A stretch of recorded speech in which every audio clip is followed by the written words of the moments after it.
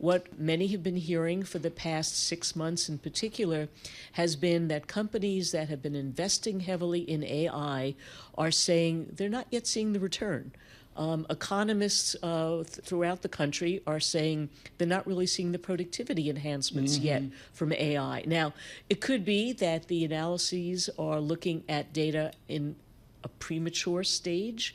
Maybe things will improve, but clearly AI has been quite expensive at this point. There was a race in many industries to take on as much AI investment as possible, and it might take a little while to digest. Do you believe, I'm thinking of the railroads from 1880 out to 1930, 1940, that you can partition parts of AI where there will be AI failures, but there will be AI successes, and we've already identified them, taking NVIDIA as the trophy child? Tom, your point is very well made. Clearly, the success thus far has been in those companies providing the infrastructure, right? The ones who are providing the basic support for future investment in AI, where we've not yet seen the full payback, and maybe we won't in some companies, has to do with the application of AI. We also need to train people. Just the way everybody who's been trained in the Microsoft 365 products are feeling a little bit of pain today. That worked out. Sure, it'll be straightened out. People are not yet fully familiar with many of the AI product, and I believe, based upon my background in computer science, I do have an undergraduate degree in computer science. It's ancient at this point. Talking about dinosaur. Fortran. Dinosaur. Yes. Fortran, Pascal, and COBOL. Oh my gosh!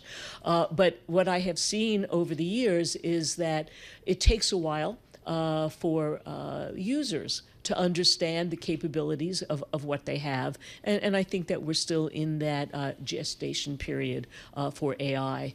What I also think, however, is that many investors in the market, because of this heavy concentration, perhaps became very enthusiastic a little bit too soon.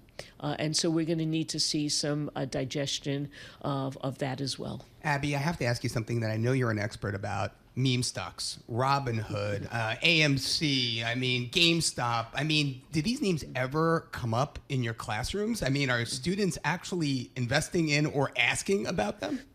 Students are asking about them, and the response is always one of momentum investing. And what we always do is to encourage students to think about the fundamentals. What's the business plan? What's the business model? Cash flows matter. What do the financials look like? And if you can't make a case based on that, it's only momentum. Yeah. And that, to me, in my history in the market, can take you only so far, but more importantly, only for so long. Because at some point, there's a catalyst that basically makes you stand up and say, Emperor has no clothes. Well, let's just talk about momentum as a factor, right? Look back windows and all that. There's a lot of momentum-based strategies, but, my understanding, and I don't know if it works for equity, certainly it does in FX, it's a volatility dampener, So when used with other factors, it kind of does a little bit, it improves your risk-adjusted return, your Sharpe ratio, as it were. Do you agree with that? Momentum is something that you need to pay attention to. Part of my own fundamental analysis has always been flow of funds, because you need to say, okay, what will corporates be doing with their cash? What will individual investors, what will institutional investors be doing, and so on. And one of the things that distinguishes this period has been that those investors have all kind of coalesced around the same thing, because many of them are using the same benchmarks for performance. And that's one of the big differences this time around.